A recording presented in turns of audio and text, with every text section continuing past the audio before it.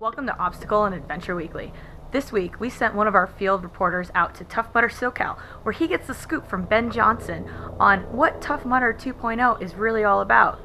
Then, Mountainsmith shows us some gear you're not going to want to live without. 1, 2, 3, go!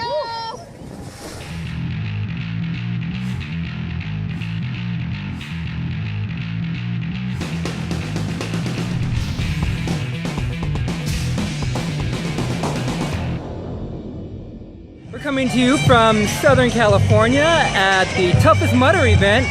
I understand Tough Mudder is not a race, but a challenge.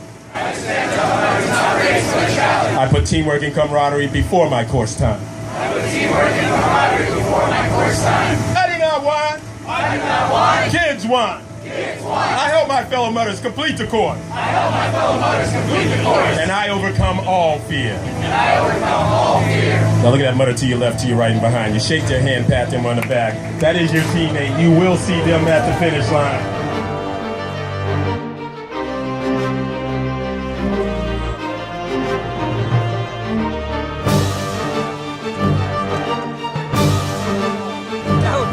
It's scary just at first, and then as long as you don't let go, to the bell.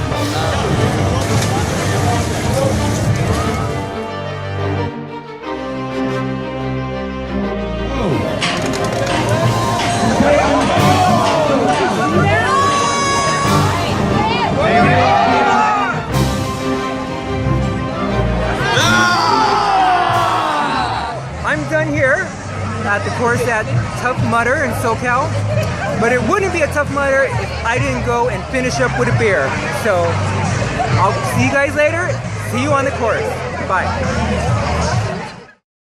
After the race, Daniel sat down with Tough Mudder's Ben Johnson to learn just how Tough Mudder has redefined itself for this season.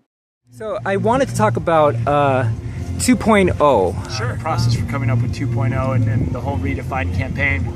We knew that we had some core obstacles that people really resonated with. They thought were absolutely fundamentally part of the experience and really loved Tough Mudder because of the Arctic enemas and the funky monkeys and some of the sort of the classic things we had on site. But we also knew that to keep that excitement factor and to keep it new for a lot of the people that have been with us since the beginning and run events over the last 5 years, really being able to change up some of these pieces, make them a little bit more challenging or add a different component that either focus more on teamwork or more on mental grit is a really exciting opportunity for us. It's really brought a whole new suite of obstacles for the 2015 season, and that includes some modifications to Funky Monkey and some of the classics, and then some all-new obstacles like King of the Swingers and Beach Whale and some other ones that are just completely new and exciting for us. Your team sits down and comes up with obstacles. I was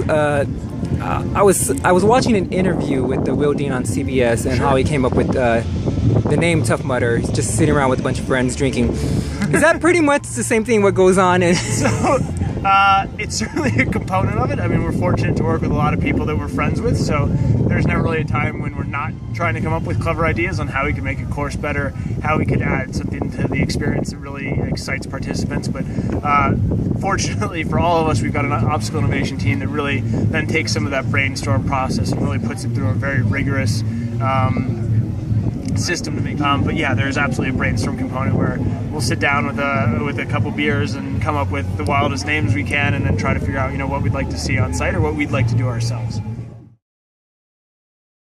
Crybaby. Yes. What's the story behind that? Sure. So over the last 5 years, we've really focused on this teamwork component. But something else that Tough Mudder has become well known for, and that we do very, very well, is sort of that visceral experience. So we've had electroshock, we've had the ice in Arctic enema, we have had fire. We really wanted to add something with this whole new list of obstacles for 2015 that complemented those experiences. And I think the fact that we were able to put something on course that tests and provides such a visceral, physical reaction to something, but also I think bonds people once you get through it. So you have a lot of people looking out for each other, and whether that's a rolled ankle or somebody having a panic attack and needs some support, or literally a helping hand to get over an obstacle, there's nobody on course that I've ever run up against that needed help from that said no. It's very much that idea of whatever I can do to help, whatever I can do to make the experience good for you. And again, that's something that we just don't get enough of. When we go out and spend our time on our phones and our computers and really focused on being connected that way. I think it's such a different opportunity to go out and really interact and engage with people. Cool. So all I can say right now is the World's Toughest Mudder 2014, I think, had some of the most exciting obstacles we've hosted an event yet. I think we were all really inspired coming away from that to try to figure out what more we can do to keep adding to the experience. So I know our innovation team is going to be thinking long and hard around how to make that even one step beyond what it was last year. So without revealing anything too specific, I think World's Toughest 2015 is going to be one of our best events. Could we be safe to say that the 40-foot drop is going to be, cliff jump is going to stay? I think we got some very positive responses from that one. So it's one that I would love to see it keep being a part of the course in the future. And frankly, even if we need to keep scaling it up so that we can keep inspiring people to go a little bit bigger, I think our obstacle innovation team will certainly be looking at ways to make that as exciting and as rewarding as possible. Well, excellent. Well, Ben, thank you again for your time. So much for having me. And thanks for having me here. I had a wonderful time. Good. Thank you.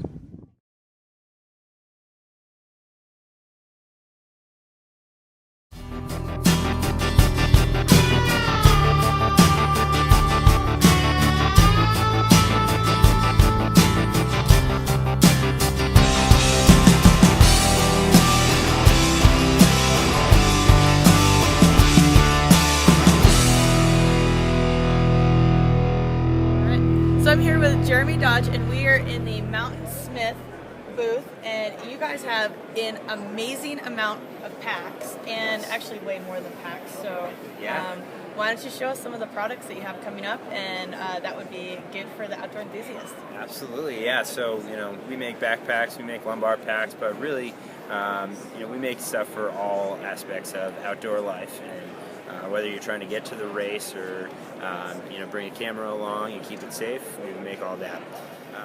This is the Spirit 12 pack. It's a great hydration pack. It's unique because it has trampoline suspension in a hydration pack. It's just a small 12-liter pack. This is what I like to take when I'm doing a day hike, going a bag of peak in a day. Great training for a mud run. Drop in your hydration bladder, connects from the top, run a hose out the sleeve. Really, really great pack, good and sturdy. Well, that's awesome, that hydration pack, but you guys are way more than just a hydration pack, so let's see some of the other things that you have. All right, sounds great. So this looks like perfect for the back of my car, that this can fit perfectly in the back of my car. That's exactly right. So the modular hauler is, it's for whatever you want to do with it, but we've got 4 cubes here, so you can drop in different items that you have, all color-coded.